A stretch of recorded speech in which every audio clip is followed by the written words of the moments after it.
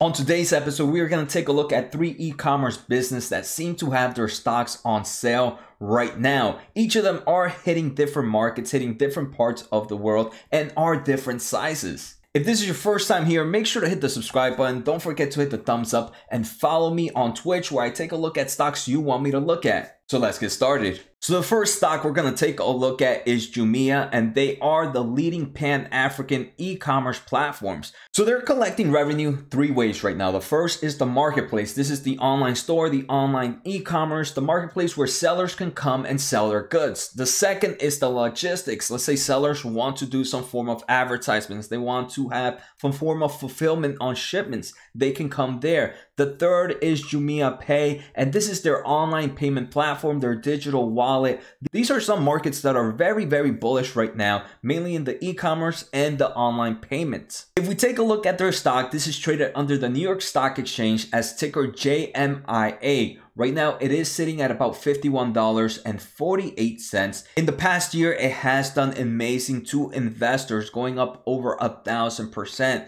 But from its all-time highs, the stock is down about 30%. And right now it's sitting at a market cap of about $4.2 billion. So if we take a look at their most recent earnings, we can kind of see how the company is doing. In their payment method, they're seeing a 58% year-over-year total payment volume growth. That means more people are using their platform and more people are making bigger transactions with their platform. If we take a look at their marketplace revenue has grown 20% compared to the same time last year. It can't be all good for the company. The company at the moment is not profitable in adjusted EBITDA, but they are improving compared to the same time last year. They're making significant improvements. And we can see now this company is gross profit from their fulfillment centers, but they're still spending too much money on sales, on tech, and general administrative expenses. Because they are not profitable, I want them to have a very strong balance sheet, and that is the case. They have plenty of cash and no debt at hand. If we also take a look at future growth, analysts expect this company to grow 42.9% on average for the next 2 to 5 years.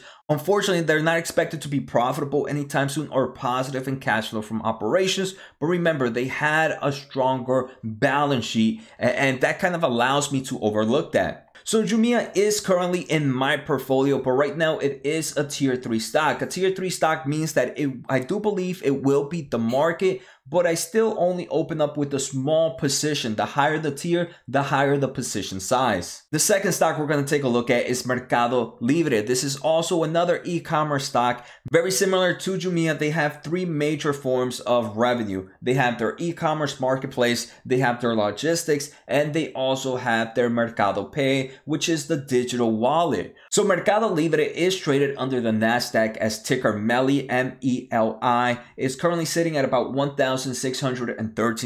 If you are here in the United States, definitely find a broker that has fractional shares, right? Fractional shares, I think, is one of the best things for retail investors right now. This gives the company a market cap of about $80.4 billion.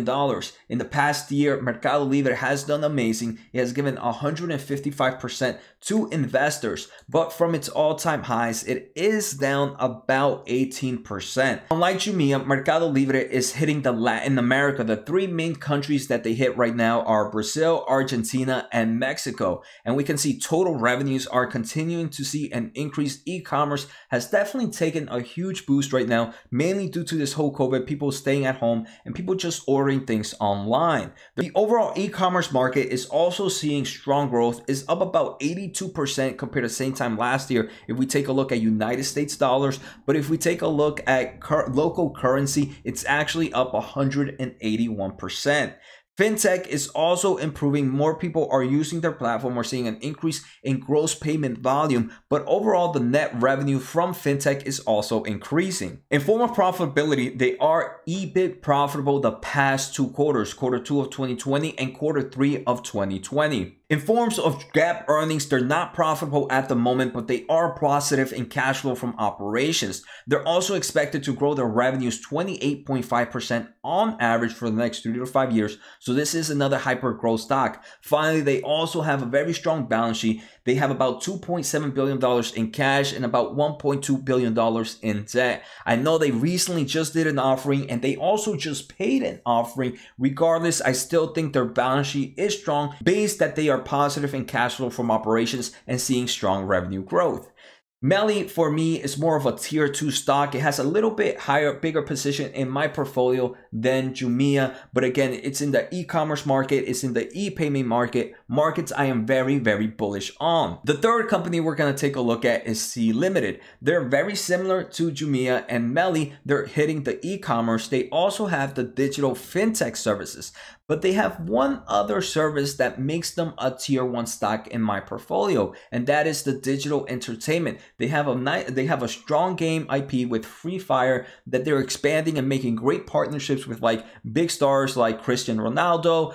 They're also adding One Man Punch to do crossovers with the anime side on their game. So that game is super popular all around the world, mainly in Southeast Asia and even in Brazil right now. I want to thank the Motley Fool for sponsoring this video. The Motley Fool is a company that provides investing insight and stock recommendations for investors of all skill sets and risk levels. You guys know I love finding new investing tools and resources to help me scout out new growth stocks. And right now I have a discount for one of my favorite services the Fool offers. Through the Motley Fool Stock Advisor service, you get access to a ton of expert stock picks. Every month you'll get 2 picks that are aimed at growing your wealth and to help you realize your financial goals. Stock Advisor's average stock picks have done some crazy returns. If growing your money is something you'd like to do more of this year, you can visit thefool.com/Jose Najarro or click on the link below for access to my special offer and decide if the Stock Advisor is right for you. Thanks again to the Motley Fool, and now back to today's episode.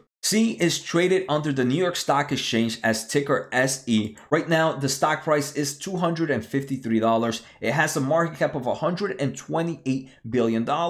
In the past year, Sea has given about 400% to investors, another great stock.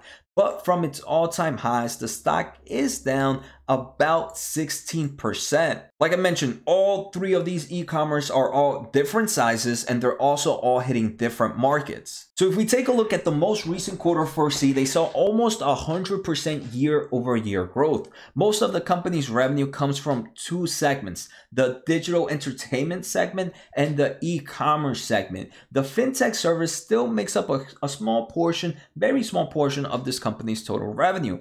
The digital entertainment saw about 110% growth and the e-commerce saw 173% growth. Sea is profitable in adjusted EBITDA, but this is all thanks to their digital entertainment that makes this profitable and kind of allows this company to be more aggressive in their e-commerce since they do have a form of positive cash flow at hands. Right now, the company is not profitable, but they do have positive cash flow from operations. Analysts expect this to grow 25.9% on average for the next 3 to 5 years. They also have a very strong balance sheet of about $3.6 billion in cash and about $1.9 billion in debt. One of the major owners of Sea is Tencent Holdings, which is one of the biggest companies in China. It's also one of the biggest gaming companies in the world. Like I mentioned, Sea is a tier 1 stock in my portfolio, and the main reason is because not only does it hit the e-commerce, not only does it hit the fintech, it also hits the gaming. 3 markets I'm super bullish on. So all 3 of these stocks have seen a nice haircut on their stock price,